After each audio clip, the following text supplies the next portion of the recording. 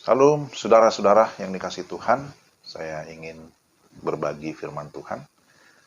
Mari kita berdoa. Tuhan, kami mau mendengarkan firman-Mu, pimpinlah kami, berilah pencerahan sehingga firman-Mu sungguh berkuasa atas hidup kami. Dalam nama Yesus, amin.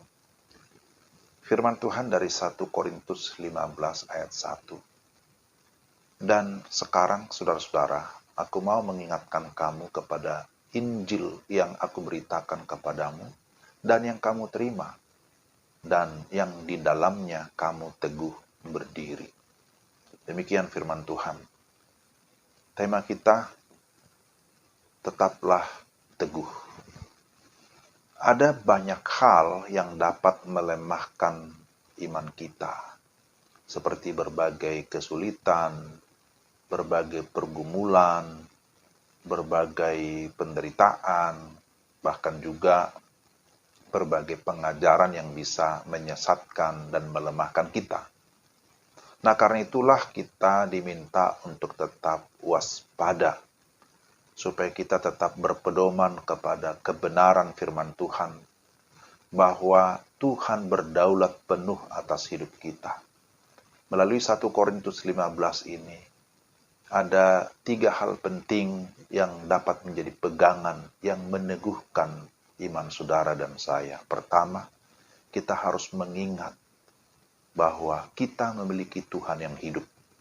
Rasul Paulus menegaskan pertama-tama kepada jemaat Korintus bahwa yang terpenting mereka harus tahu bahwa Injil Yesus Kristus itulah yang memberikan kita jaminan keselamatan.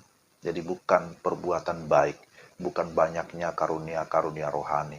Ayat 3 dan 4, sebab yang sangat penting telah kusampaikan kepadamu, yaitu apa yang telah kuterima sendiri, ialah bahwa Kristus telah mati karena dosa-dosa kita sesuai dengan kitab suci, dan bahwa ia telah dikuburkan, dan bahwa ia telah dibangkitkan pada hari yang ketiga sesuai dengan kitab suci. Inilah kebenaran yang sejati itu, inilah Injil sejati, dan kepada Injil sejati inilah kita berpegang teguh. Jangan goyah karena kita memiliki Tuhan yang hidup. Amin. Ini yang pertama. Kedua, kita memiliki pengharapan yang hidup.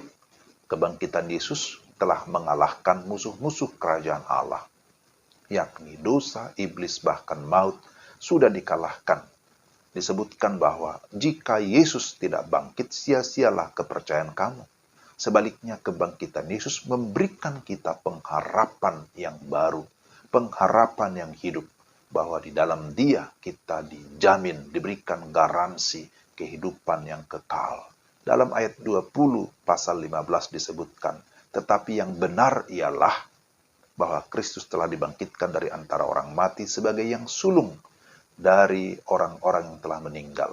Ayat 23, Kristus disebut sebagai buah sulung, sesudah itu mereka yang menjadi miliknya pada waktu kedatangannya. Artinya, kita memiliki pengharapan akan kebangkitan tubuh pada waktu kedatangannya kembali.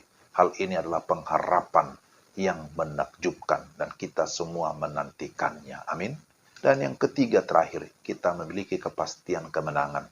Kita tidak memiliki alasan untuk menyerah, karena sekali lagi kita sudah mendapatkan kemenangan total victory di dalam Yesus Kristus.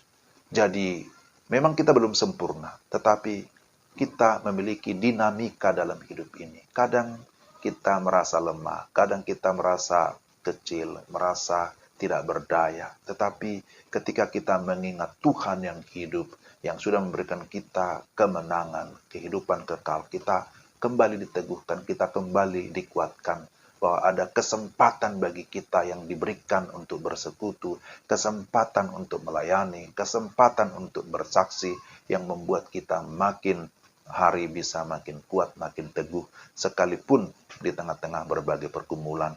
Kita diberikan semangat, diberikan gairah oleh Roh Kudus, sehingga kita mampu bertahan, mampu menjalankan semua peran kita dengan baik. Jadi saudara yang terkasih, jangan pernah menyerah dalam hidup ini.